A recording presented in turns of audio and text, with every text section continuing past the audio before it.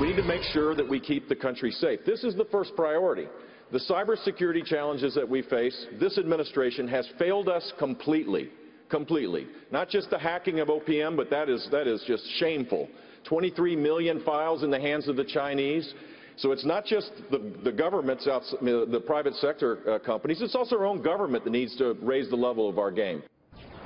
That was former Florida Governor and Republican presidential candidate Jeb Bush speaking about the importance of cybersecurity in this year's presidential election. My next guest also stresses America's vulnerability to a cyber attack and predicts we will be hit by a major breach at some point in 2016. Joining me right now is PKWARE CEO Miller Newton. Miller, good to see you. Good morning. Thank you so much for joining us. First, characterize the problem for us. Sure. Right now, the world has taken a perimeter-based approach to security, keeping the bad guys out in the form of, networks and systems. And in spite of that huge investment in protecting the perimeter, we're seeing, breaches at epidemic levels. And it just requires a completely different approach than the one that we're using today. What approach would you recommend? So really to solve the problem, you have to think about it from an information perspective. Our adversaries are on the networks, that's a given. So you really have to armor the data at its core, protecting it wherever it is used, shared, or stored. And that's really the answer. Tim Cook from Apple was questioned about having a backdoor or some way for the government to be able to go in and track terrorists. But he said if it's there, the bad guys are going to get to it also. So you can't put it there because it would allow the hackers to get into the systems also. Do you agree with that? Completely, 100% agree with that. It's the fact that this is even being debated today is really the problem. Encryption versus privacy is it's just the wrong conversation. If we weaken our security, our encryption, we're not going to be a more secure world. Tim Cook's spot on.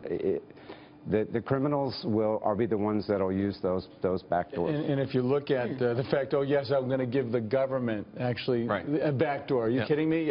My daughter, my wife, myself, OPM, they have our files. Okay, they're gone. We had to go through the whole process with the 35,000 digits to re-secure our identity. China has a cyber strike team. North Korea, all these criminal and terrorist elements, not only within and without country, are looking for ways to basically steal our technology. You had a piece last night on 60 Minutes that I think nailed it. As a former ranking member of Homeland Security, this is something that was the priority, and yet this administration has done very, very little to really make it the forefront. I believe that cyber security and cyber attacks are the next frontier, and I don't disagree with your 2016 feeling that we may get hit in a major way. Yeah, it was really interesting to me. It was clear in the debate last night that the candidates just really misunderstood. They just don't understand the issue of encryption and security.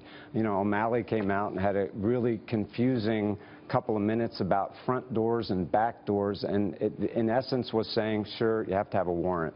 So then how do you track the bad guys if you're saying, we can't have a backdoor to government? I mean, the point of the Tim Cook quote, I think, is really important because it's saying we can't allow government to snoop on private communications. We're not going to do it. So how do you track terrorism if they are, in fact, operating online and recruiting and doing all their stuff online? Yeah. I mean, I'm sure not the expert in cyber terrorism and cyber. But you're saying under no circumstances should we be weakening our security by giving a backdoor to government. My estimation today is that less than 5% of the world's critical information is encrypted. So, I mean, the government has access to a lot of information from a legal perspective. And to fall on the crutch of encryption is the way to solve the problem is really not the answer. All right, really good stuff. Miller, good to have you on the program. Thank you. Thanks so much, Miller Newton there. We'll be right back. Stay with us.